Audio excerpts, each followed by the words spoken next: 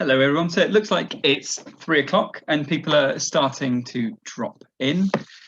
But we'll start with a bit of housekeeping, and then hopefully by the time we finish the housekeeping, everyone who's planning on turning up will have turned up, and if not, they can always catch the recording on the website. But I just want to start by saying thank you so much for joining me today, and please do drop any questions you have in the question and answer section. And then I will answer them if I see them, but if I get so immersed in the webinar that I'm leading, I'll make sure to answer them all at the end. So please do ask any questions that come to mind. I'll make sure to answer all of them.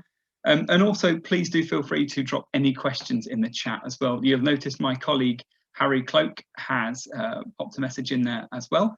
And he will be monitoring the chat throughout and is himself a panelist.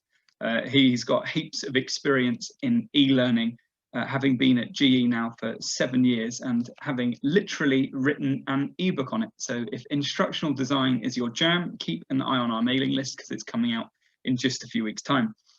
As for the plan of attack today, I will introduce myself and then I'll start by talking about impact and engagement. And then after that, we will jump straight into my 5 top tips. So let me share my screen with you. 1 second. And when I do, you will notice that rather than a standard slide deck, I am demoing Genie to you. And this is a unit which I've created in Genie, so you can get a rough idea of how functionality might look, and you can start thinking of any questions about Genie as we're going through it. But yeah, so this will be Genie. You'll see I've optimized it for mobile rather than desktop. That's a preference of mine. And as for the first question, who am I? Well, I'm Daniel King. Thanks again for joining. And I've been at Growth Engineering now for 4 years. And I am first and foremost a content specialist. And I work in both marketing and content in terms of e-learning, and I did a little tally this morning, not that I keep count, but I've done a total of 506 e-learning units. If you count this slide deck come e-learning unit, then that's 507. And I would say it's quite well known that the skill set to succeed in marketing share a lot of overlap. You'll notice this little Venn diagram here demonstrating the amount of overlap that I think there is in these 2 roles. And for me, that overlap comes down to engagement. Engagement is a huge part of both roles. So I write pretty much all day.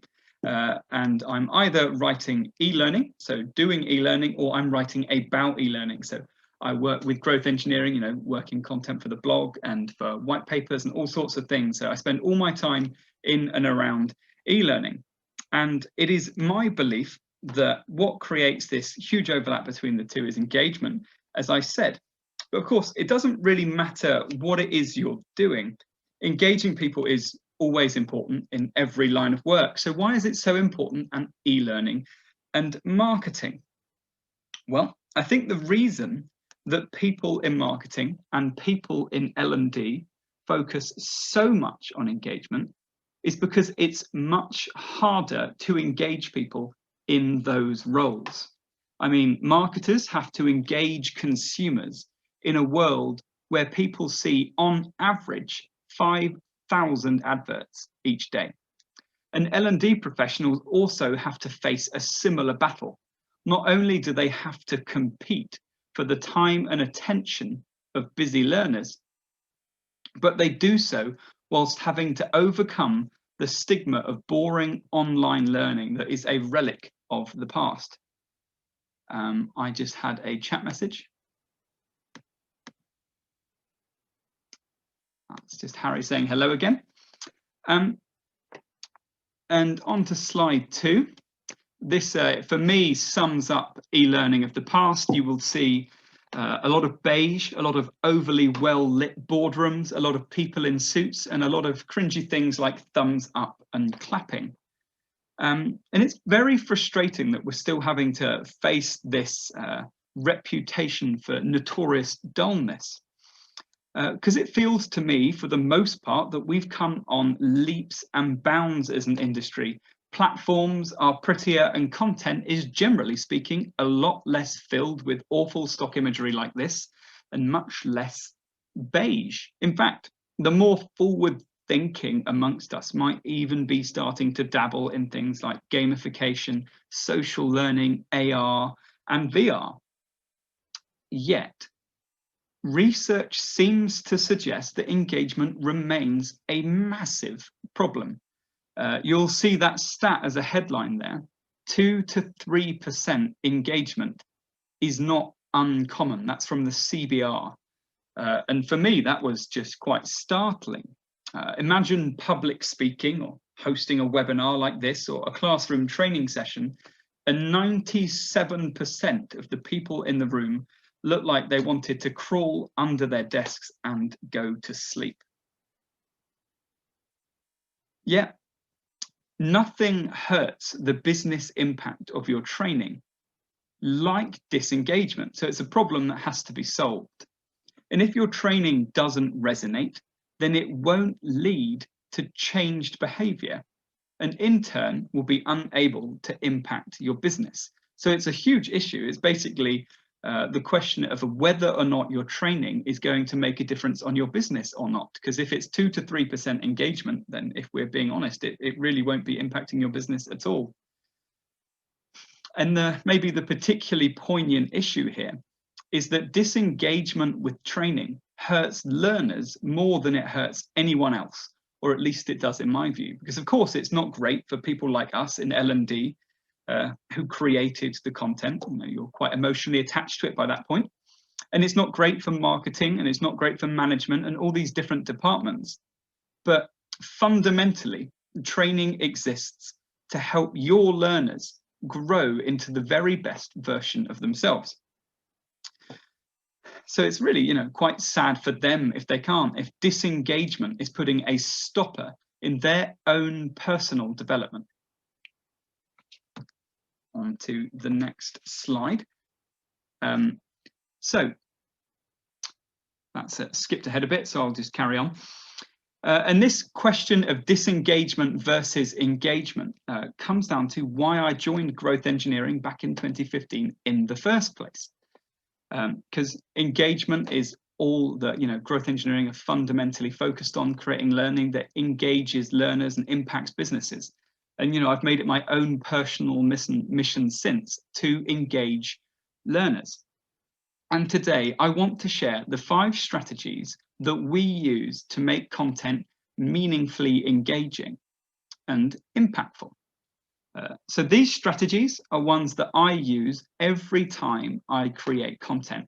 And I've been careful where possible not to use buzzwords or focus too much on overdone topics, because that's not fun for anyone.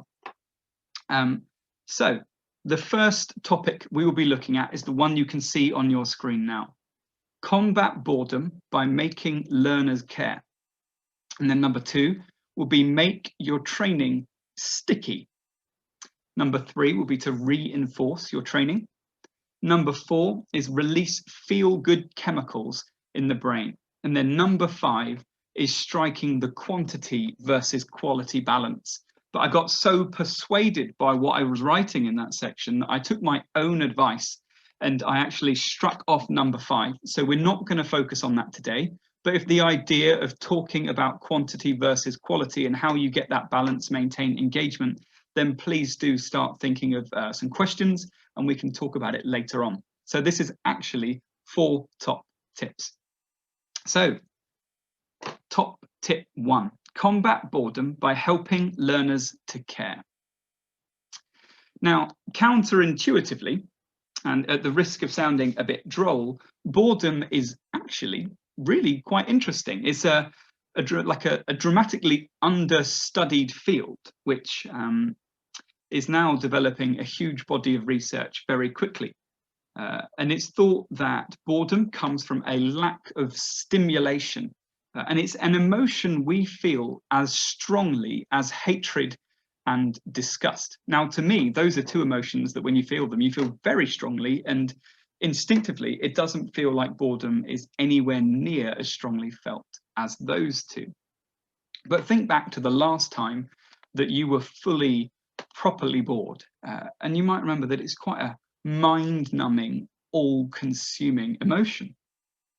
Because boredom exists, the reason we've adapted to get bored is that it happens when our brains want to tell us that what we're doing is unsatisfying. So if you ever feel bored, that's basically your brain's way of telling you that you should be doing something else, i.e., stop wasting your time. And boredom comes from two different things. The first one is monotony. It kind of goes back to that slide earlier where we looked at the different things that e-learning's got a bit of a reputation for as a relic of the past. You know, long slide decks with a droning VO, stock photos of suited people, all that sort of thing. But this can be relatively easily fixed with some tastefully applied colour, some illustrations perhaps, maybe some gamification, and of course, by respecting your learners' time, keeping your content as short as possible. And that's maybe a topic for another webinar altogether, because today we're more concerned with the second type of boredom, which comes when you just cannot see the value in the topic at hand. It basically means you need to get your learners to care about your training, which is where Maslow's hierarchy of needs come in. The most basic way that you can get people to care about your training is to help them form an association between your training and something else that they actually want to do.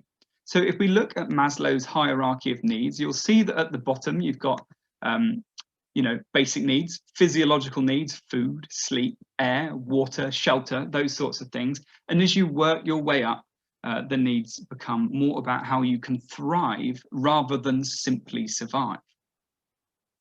And if you think your e-learning needs to, sorry, I'll go back a bit. If you can link your e-learning to any one of these different needs, physiological, safety, you know, connection, belonging, self-esteem, self-fulfillment, then you'll find that it's easier for your learners to connect to them. So we'll start our way at the bottom and work up with some examples of how you might relate your training to these different needs. I'm hoping we don't really need to touch on physiological. If any of your learners are like in desperate need of air or water or food, then e-learning probably isn't your first priority at this point. But if you work your way up, you'll notice, you know, health and safety, for example, could relate to the second one quite easily. If you focus the safety of the learner and on how they can stay safe, then they, you know, their training might resonate more with them. It might make more sense and it might be more compelling. And then again, working through, you might see the next one, the need for community and to belong, to be loved, to feel part of a group.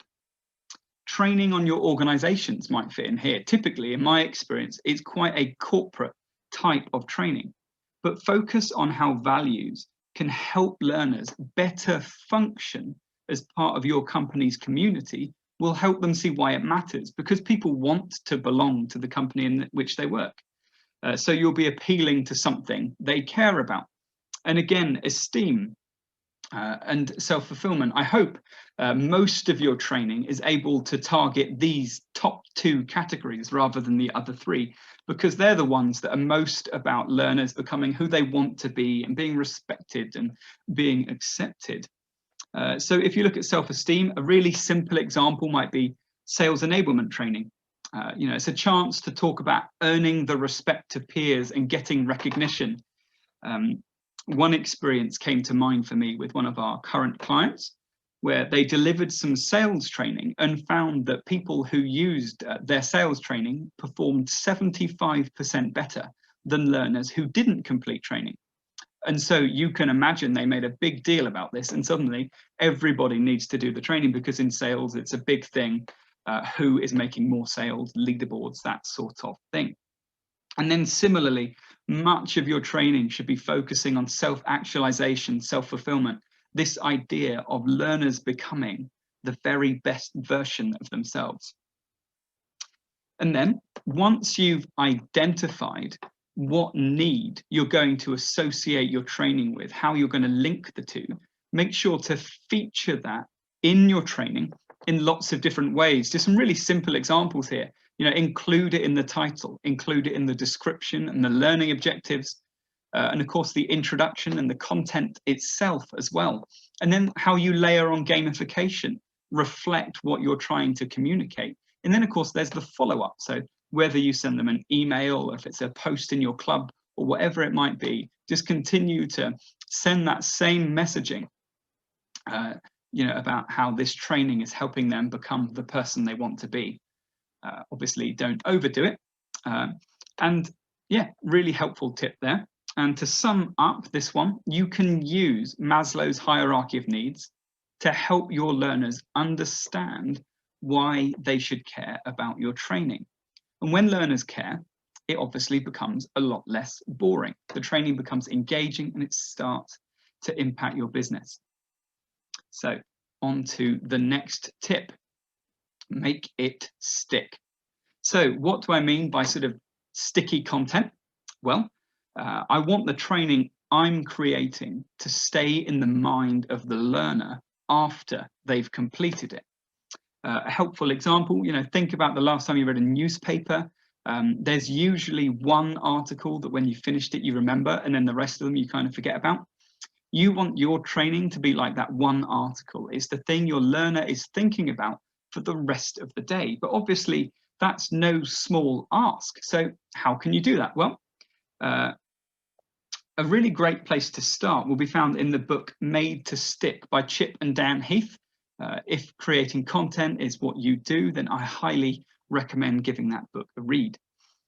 Their first point is to identify the central message that you want to communicate. So strip back your training till you find the core. In my experience, most training which I'm given to work on is typically far too long. One example would be some sales training I worked on for an insurance company. I was given units that started off at an hour long, but working with their subject matter experts and their team, we were able to cut them down to just 5 minutes, still including all the content that they wanted to make sure was part of this training. And as a side note, for me, that's why I'm so glad that micro-learning is ballooning in popularity, because most training, really, it just doesn't need to be as long as it is. We can always peel it back. And I think it's respectful to the learners we're writing for to, really value their time. So on to the second point that you'll see there, figure out what is counterintuitive about the message. So with the content you're creating, is there anything that will go against their expectations? Which leads on to point 3, to communicate your message in a way that undercuts the expectations of your audience. I've completed a lot of health and safety training in my time. And it very often starts by mentioning the law, or essentially telling learners that they just have to complete the training. And it often has this sort of red tape feel to it. But we wanted to turn that on its head when we worked on some health and safety training in the past. So what we did was look at the workplace before health and safety was a thing. And you'll have to roll back to the 1800s for it to be completely not really a thing. And in the 1800s, employers had no responsibility to make sure that you went home with all the limbs that you started the day with. And then, of course, we moved on looking at some of the big health and safety wins throughout history since, and how it has very literally changed people's lives for the better. But because we're now at a point where everyone's used to it and their main exposure to health and safety is having to create slightly boring content, people are disengaged with it. But we were able to use this story as a springboard through which we could undercut learner expectations and then get their buy-in to complete and engage with the rest of the content. So point 4 on making content stick is to spend most of your time crafting the lead. The lead is what people in journalism call the heading and the introduction. And Don Wincliffe, who's a prize-winning editorial writer, he says, "I've always been a believer that if I've got 2 hours in which to write a story, 1 hour 45 should be spent creating a good lead, because after that, engagement comes easily." So what he's saying is, the headline and the opening paragraph are more important in terms of time investment than anything else. Now, obviously, that might not be strictly true, but it's a very helpful example from one of the other persuasive communication fields. So maybe think about how your own e-learning works, because quite often, titles are things like Leadership Training Unit 1, or how to use this certain piece of software. They're very quite unengaging, if we're honest. And then it might start the first paragraph, "In this unit, you will learn ... And so already we've lost our learners' engagement by the title and the first slide, which is obviously a huge disappointment. And every other field of persuasive communications, I'm thinking marketing, advertising, public relations, journalism, focus on this sort of first few moments. It's this idea that first impressions count. But often I feel in e-learning, we can almost by accident do the opposite. We're more focused on a neatly arranged content library and ticking off our instructional design to-do list. And, maybe we should be trying to find a better balance on how we engage learners whilst maintain that all-important user experience. So to summarize point 2, the first thing was identify that central message. The second was to figure out how it's counterintuitive. And then the third point was to communicate it in a way that undercuts your audience's expectations. And then the fourth point is to really focus on your heading and your introduction to make sure that you're maintaining engagement. So you have probably met Hermann Ebbinghaus in the past with his fantastic set of bristles. And he's famous, of course, for his forgetting curve, which is, simply put, the idea that your brain does not like to waste its precious neurons. So it enforces a strict use it or lose it policy when it comes to knowledge. This means that as learning professionals, we need to very carefully structure our training programs to make sure information is used regularly. That means the brain realizes it matters and in turn doesn't get rid of it. This general approach is known as spaced repetition, and it is almost impossible to overstate how important spaced repetition is to giving your training business impact. And my go-to strategy for this is using learning campaigns. You can see one of my most common formats for a learning campaign here, and I'll run through it now. So on week 1, I might release an e-learning unit or a classroom session and create a club. A club is a bit like a Facebook group. It's a dedicated area for focusing on sort of knowledge sharing around a specific topic. And then week 2, we might follow up on that original piece of content with a micro unit just to refresh it. And then on week 3, we might release a knowledge battle. And then on week 4, we might then set a challenge. Month 2, week 1, not week 5. We might then send out a reminder micro unit, which is even shorter than the first one, just refreshing the key points. And then onto week 2, we might release another knowledge battle, this time a bit harder, challenging learners more, getting them to apply knowledge rather than just recall it. And then month 3, so we might set another challenge. I should add here, a challenge is a way of helping learners to take their knowledge and apply it in the real world. And then on month 5, they might be so capable with their learning, all you'd need to do is a push notification just to remind them that the training exists, just to keep it front of mind. But now for a quiz slide. So on average, how many battle questions do users complete per month? And this is across all of our clients. So pop your answers in the chat. I don't actually think I can access the chat whilst I'm hosting a webinar, but I'll just give you a few minutes to all post your answers in the chat, a few seconds actually, and then I will go for it. There we go. So we've got people saying 810, and then I'll put 810, see what happens. Oh, there's another one there. 63, 346. Okay, I will go with the most popular answer, which is 346. So I will hit that. It's not correct. In fact, the answer is 810 questions on average per learner per month. So how many people got it right? Looking at it, seems a pretty split across the group. But yeah, 810. For us, you know, I'm not aware of any other tool that is able to match that sheer level of unprecedented engagement. And my goal with, you know, any learning campaign is to maximize engagement. So we want to use battles as often as possible to keep reinforcing that. And so we've structured our learning campaign to help learners first establish knowledge, then to work their way up Bloom's taxonomy step by step. You know, by month 3, our learners are making the step into behavior change. And you can keep going. You know, as many of you will know, Bloom's taxonomy doesn't just have 3 stages, there are more afterwards.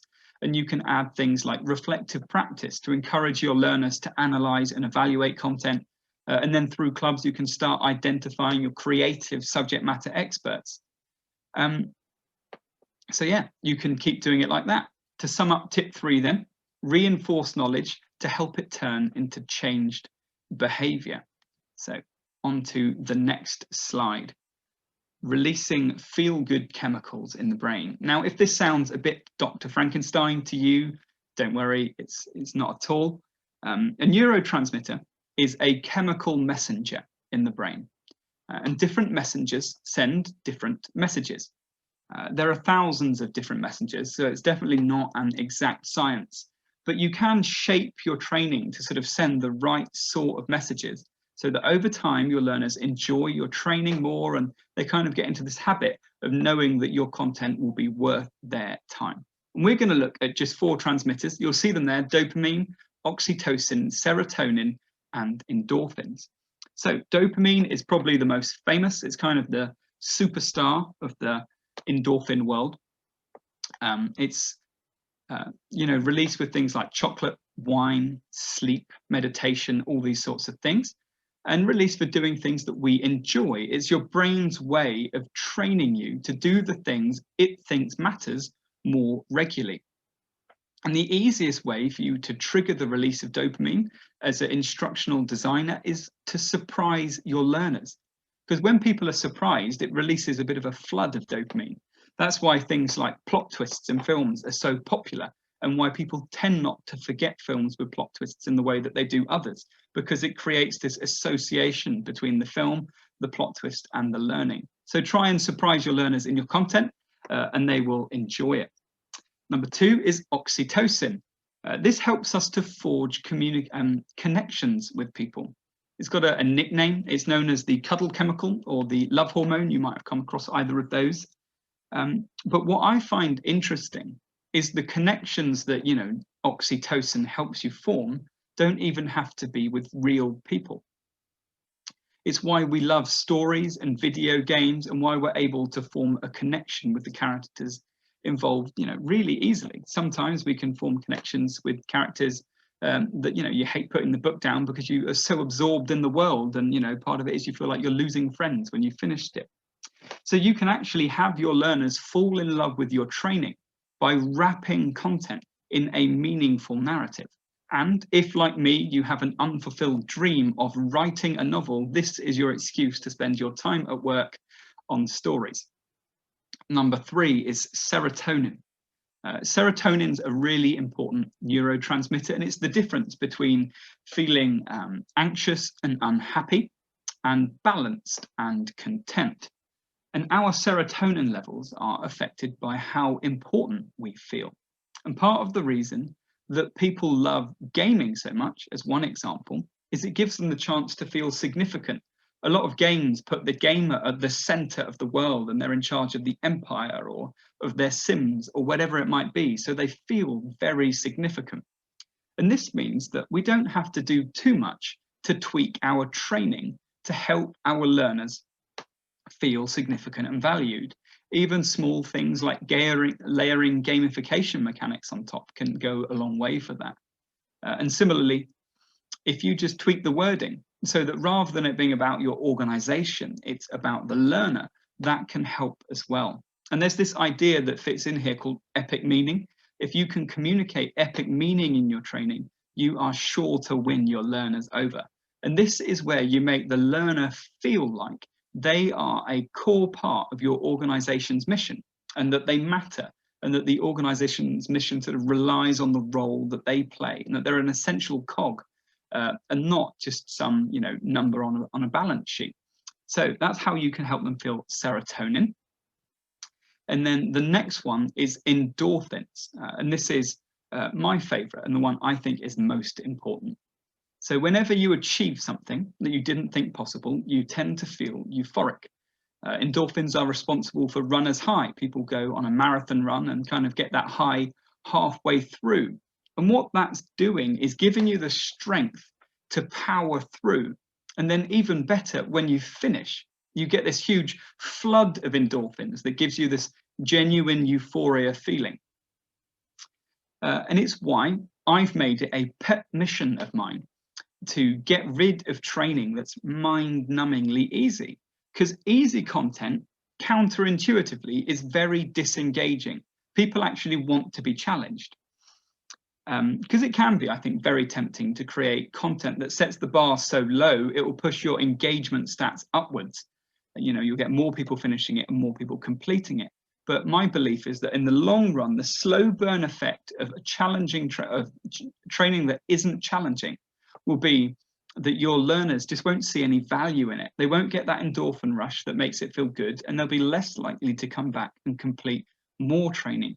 So challenge your learners and make them wrestle for victory.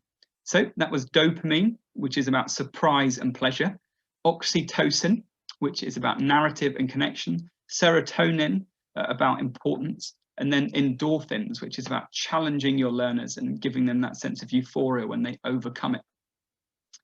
So that brings us to the end of the 4 tips. And just to re-summarize them, you can combat boredom by making learners care. Help them see why it is that training matters so much.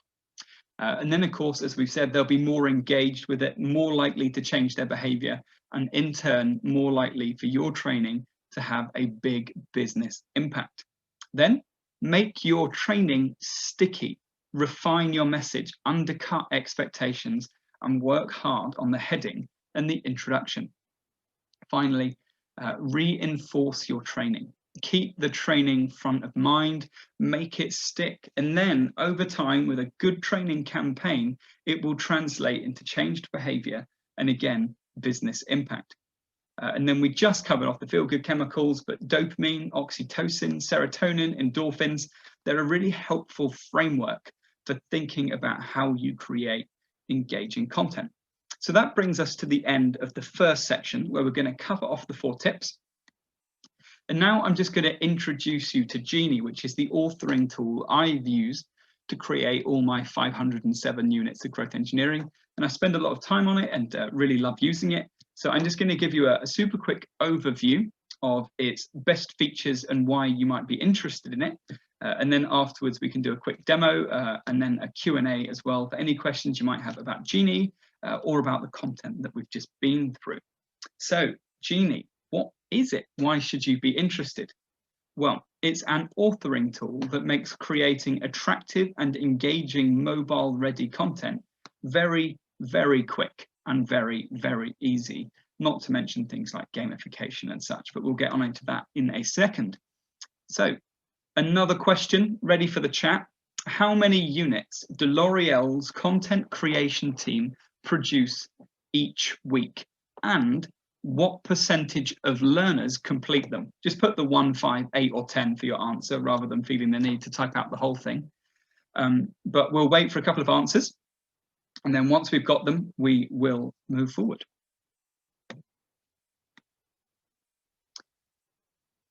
So we've got 5, 1. Obviously, creating content's a pretty big ask. So I think it looks like 8 is currently in the lead, so I'll go with 8, which is correct. L'Oreal's content team churn out 8 units a week, and each of these units has a 96% completion rate, which is, I'm sure you'll agree, pretty phenomenal stuff. Yeah, so that's what Genie's customers, people using it, it's not us, they're not made up statistics. This is the kind of engagement and the content creation rate that we are commonly seeing. So one of the ways that it's so easy to create content is that you can get it up and running in no time at all. Genie is really incredibly easy to use. I'm sure you instructional designers will be aware of how hard it can be to create e-learning content. Some of the most famous authoring tools have like a 3-day course attached to them when you first sign up, just so that you can get to grips with it. You can get to grips with Genie quite comfortably in an afternoon, and that's not to mention, all the support that comes with it. A 50 video playlist to answer any specific questions you might have, as well as regular webinars, and of course a handy customer excellence team to answer any other questions. So in fact, Genie is so easy, and this isn't an exaggeration, that children can use it quite comfortably. And at the same time, it gives you quite a depth of functionality. We ran a project in Malaysia where school children were creating learning games as part of their homework. And, it's simple enough that they're able to do it. Similarly, if you want to empower your SMEs without requiring them to learn complex software or need to know coding or any of these things, then your subject matter experts can create content for you and become part of your content creation army. So that's one way that you can power up your content creation effort. And it's not like they'll be creating bad or unattractive content either, because Genie makes it really easy for you to create content that looks great. So just to give you an idea of how quick and easy it is, it's very simple. Step 1 is you upload your assets. I can show you how we do this in just a second. Step 2, you populate all of your content slides. So once you've got your assets, you just add in a bit of text of them if you want to, and then you add your game mechanics, and then you select a gaming template, and you choose a standard training template if you'd rather, or you can add your game template. You've got all these options. The template is so handy because it automatically formats your content for you, which means rather than having to worry about branding or alignment or fonts or any of these slightly boring things, it just automatically pushes everything into the right framework, which means you can create content without having to worry about all the surplus stuff that comes around the edges. And then once you've done all that, you just publish it to the Knowledge Arcade, Academy LMS, whatever LMS you might be using, or you export it as a SCORM file, XAPI file, or a CMI5 file. And just as one example, this 17 slide unit, which is so far running around 40 minutes, took me probably 10 to 15 minutes to create this morning as I was preparing for this webinar. It's that easy to use. And it's so easy, I mentioned how quick it is. One of our estimates puts it 8 to 10 times faster than the market leading solution, based on the content times they put out. And our experience bears out that that is about how long it takes to use these tools. Whereas we're able to create content far, far, far faster than that because of all the time-saving tricks that we've used. This means that you are then freed up to create more content that will, engage your learners, helping you impact your business even further. And then the next one is all about gamification. If you know growth engineering at all, you know that we love gamification. If you introduce gamification, one set of research found, you can expect to see a 60% increase in engagement and a 50% improvement in productivity. So Genie was built with gamification in mind. So gamification is built into the core of it. All the different elements can be gamified to add points and badges, wildcards, game mechanics.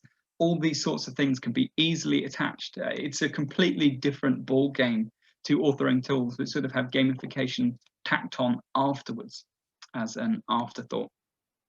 And you'll see just one example of a badge there where I have dropped in a little stat. Did you know that growth engineering introduced gamification across their platforms? Engagement soared by a whopping 50%. So that's a pretty dramatic proof there. And then finally, everybody loves playing games. So Genie allows you to create learning games that your learners are going to love, and you don't need any coding knowledge at all. These games can be reskinned to suit your brand. The mechanics can be rethought so that it relates to the content you're training. And I'm just going to demonstrate one of my favorites, and it's one that demos quite well as well. Some of these are really great on mobile, but I'm just not very good at them. So this one is called, it's called Total Recall, and this is the Fairground edition. And I've just forgotten to watch the color. So you then basically click it and then follow it. So you do that, and then next one, and it goes on like this. And I won't be able to do it indefinitely because it's not, going to be too exciting for you to watch. But I'll just keep going until I make a mistake. So that one, that one, that one, that one. I'll get it wrong this time so that you're not watching me indefinitely. But you can see that it's a completely different level of quality to what you might expect in your typical pre-built learning games, which in my experience definitely don't have the consumer grade quality that I think you're looking at here. So now that we've got that, we can move on to have a look at Genie.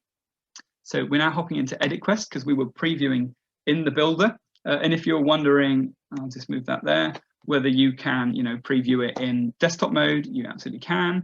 Tablet mode or mobile, like we were doing, it's as easy as clicking those different toggles there. You can preview it, publish it to your LMS, navigate through content like that, nice and simple using these arrows, or just choose which one you want through the drop down. And then you can see the slides arranged on the left here. And basically, you can arrange them incredibly easily, just drag and drop like that. And then scrolling down, if you want to add new slides, you simply click Add New Content. And then you'll see you've got documents, text, audio, image, video, and questions. So you simply choose your asset type. I'll go for image. And then it'll bring up your folders. You'll see I've got one here pre-built already, creating e-learning with impact.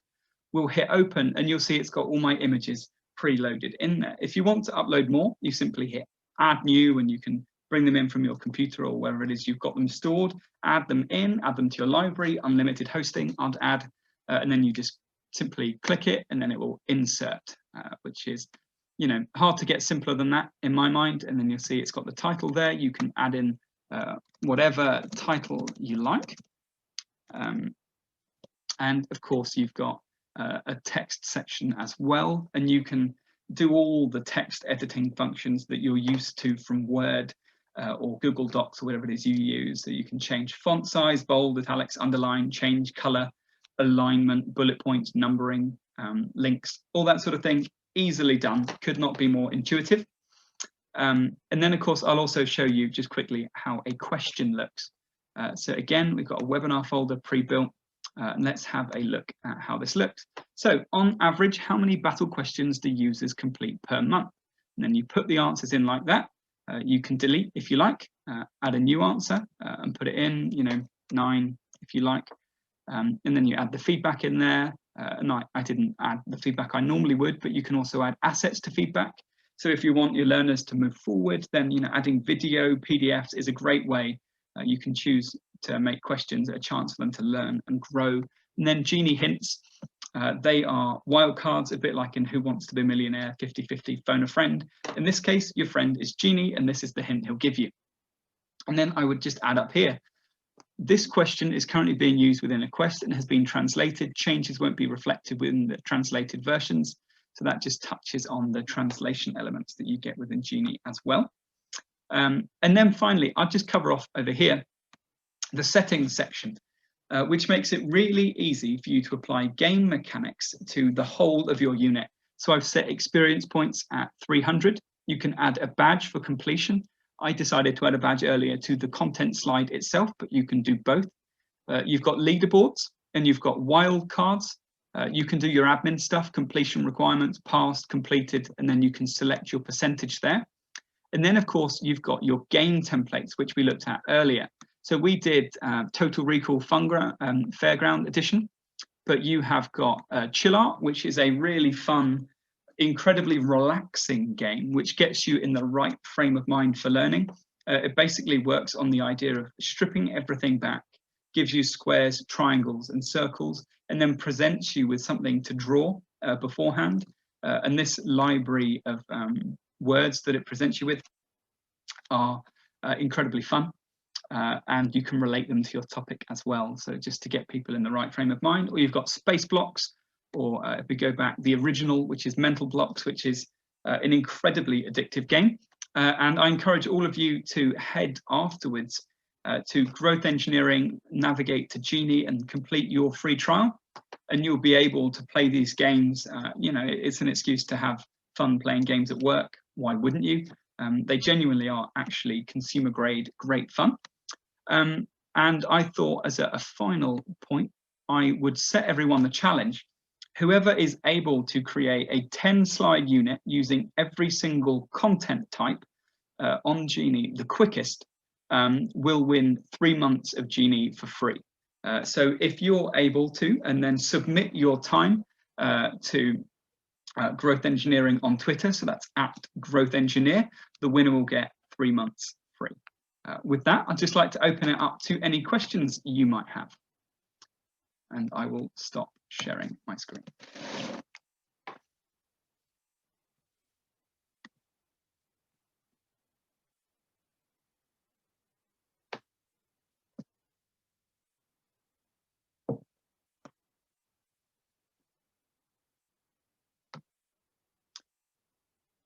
So you can use either the question and answer function or the chat to ask questions.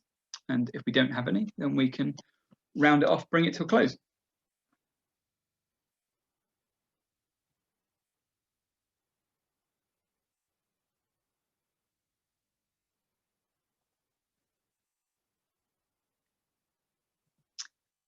So one question's just come in from the chat. How long does it typically take to create a unit? Obviously, this depends very much on the unit that you're creating, but I find it takes me 10 minutes of time to create a 10-minute unit. And that's obviously populating it, but you've also got the instructional design stuff that comes with it. And so that comes down to how long it takes you to do the instructional design. But typically, I would say you can create content in easily an hour per micro unit is not at all out of reach. That's how long I would say it would take me. My personal favorite feature on Genie. So my personal favorite feature on Genie would probably be the discovery method, which can sound a bit confusing, but it's actually incredibly simple. It's basically a way of including reflective practice in your content. So absolutely would recommend doing that. Try it out on the free trial. If you have any questions, drop me an email at daniel.king@growthengineering.co.uk, or check out the playlist of content created on YouTube, which you can find a link to in Genie, and it has one in there on the discovery method. But that's a really fun piece of content that I would definitely encourage you to check out. How much does Genie cost? Harry, I might let you jump in and answer that one. So Genie starts. I will crack on. Oh, can you hear me? What is the website? We can learn more, get a free trial, and look at pricing. Sure thing, Melissa. So I'll just type it in, growthengineering.co.uk. That will take you to the home page. And then if you scroll down, you'll see that when it lists our products, one of the buttons underneath Genie will be free trial. And I can afterwards send you a follow-up email just to share the link directly with you, Melissa, as well.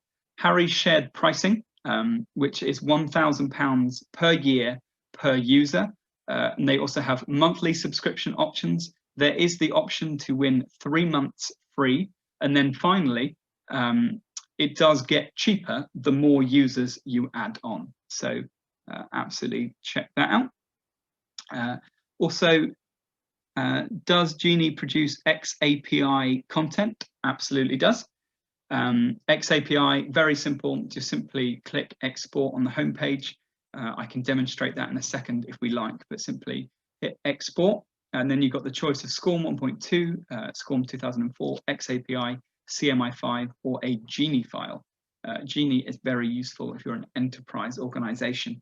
And if you are, then drop me a message and we can set you up a personal demo just to run through some of the enterprise specific functionality. Also, do I know if it's compatible with Thinkific?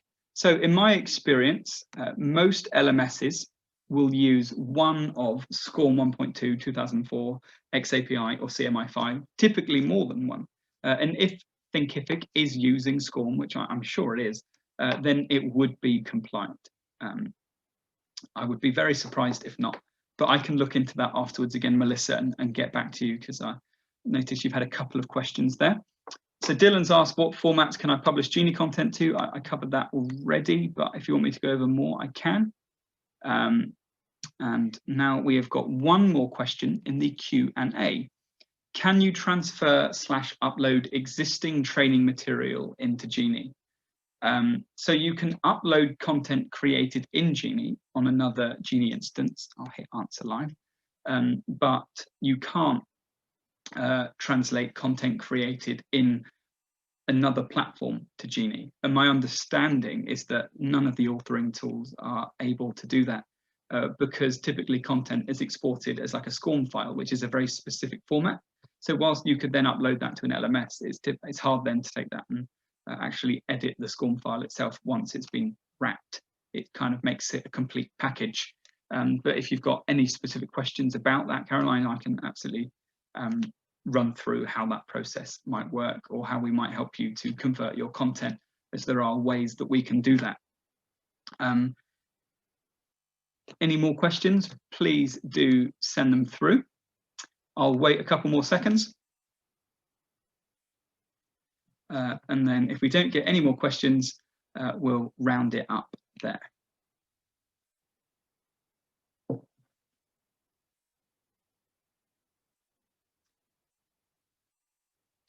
Brilliant. Looks like everyone's asked all their questions. Of course, if you do have any other questions that you didn't ask today, I know I get a bit shy on webinars and don't like asking questions. But if you do, drop me an email, daniel.king@growthengineering.co.uk, message me on LinkedIn, or alternatively, message hello@growthengineering. And of course, that would work as well.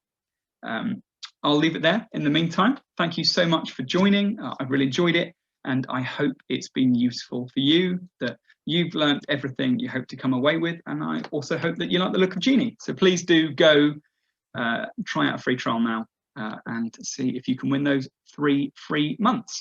Have a great afternoon and evening, everybody.